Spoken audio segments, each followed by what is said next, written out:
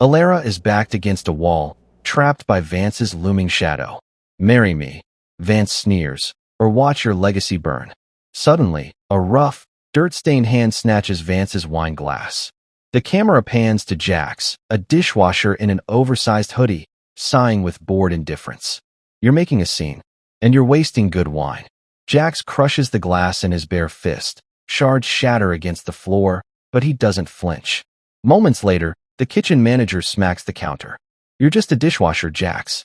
If you don't scrub these clean, you're out on the street." Jax remains silent, staring into the distance. If stories like everyone called him a homeless nobody. Until 100 black SUVs arrived for him. Keep you watching. Subscribe to Varry Stories now and enjoy the journey ahead.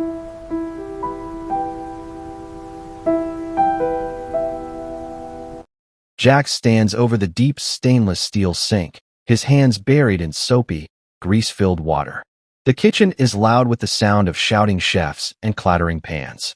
Suddenly, a heavy hand slams against the counter right beside his ear. The manager, a man with a red face and a mean temper, leans in close. "You're a dishwasher, Jax, not a tourist. Stop staring at the CEO in the dining room. If you don't scrub these plates clean right now, you're out on the street." Jax doesn't even flinch. He keeps his gaze steady, calm, and distant, as if he is miles away. The swinging kitchen doors burst open. Alara rushes in, her breathing ragged. Tears stream down her face, ruining her perfect makeup. Her phone rings again, the shrill sound cutting through the kitchen noise. She stares at the screen, a final foreclosure notice. The family company she fought so hard to save is being taken away tonight. She leans against the cold, metal prep table, her voice trembling.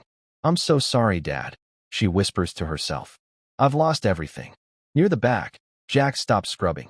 His eyes lock onto her, and for one brief moment, his hard expression softens. Claire, Alara's assistant, storms in behind her. She doesn't notice Jax until she physically shoves him hard against the wall to get to Alara.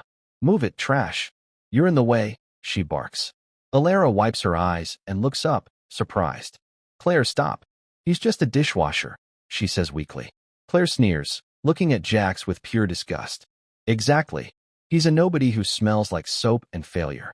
If he stays near us, the investors will think we've hit rock bottom. We need to look powerful, not like we're surrounded by servants." Without warning, the back door is kicked off its hinges with a thunderous crash.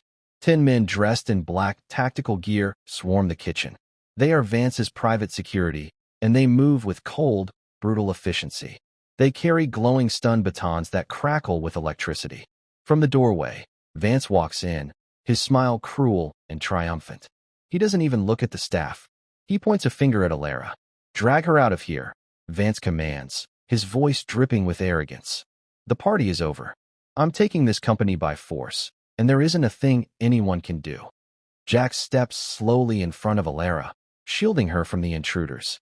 He doesn't look like he's fighting. He just walks forward with a lazy, relaxed stride.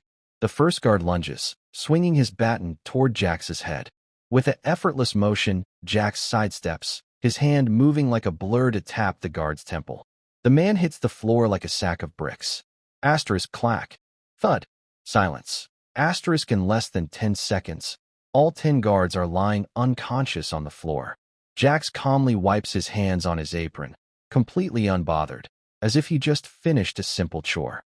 Vance walks into the room, still smirking, until he stops dead in his tracks. He sees his elite security team scattered across the kitchen floor like broken toys. He looks at Jax's hand, where a faint, crescent moon-shaped scar glows on his wrist. The color drains from Vance's face, turning him ghost white. "The crescent scar," Vance whispers, his voice trembling with terror. You're the Shadow King." Jax steps toward him, his presence suddenly dark and terrifying. "I'm a dishwasher," Jax says, his voice flat and cold. "Don't make me repeat myself." Terrified, Vance turns and flees. The kitchen falls into a heavy, ringing silence. Alara stands in the corner, her hands shaking as she watches Jax. She takes a hesitant step forward and reaches out to touch his arm, needing to know he is real. "Who are you?" she asks, her voice small. Truly, Jax turns to her, and the cold, dangerous light in his eyes vanishes instantly. He looks at her with a gentle kindness and pushes a stray hair behind her ear. I'm someone who promised to keep you safe, he says softly, even if I have to do it from the shadows. Outside, the rain begins to fall. A massive convoy of 100 black SUVs pulls to a screeching halt, blocking the entire street. Dozens of elite, uniformed soldiers jump out, ignoring the downpour to kneel on the wet pavement. A high-ranking general steps out, walking toward the restaurant window where Jax and Alara stand. The general bows deeply. The target has been located. The general speaks into his radio, his voice reverent. The Dragon Order is ready to serve. Should we eliminate the city, my lord? Jax watches them, holding Alara's hand. He simply shakes his head. No. And that is where our story ends for today.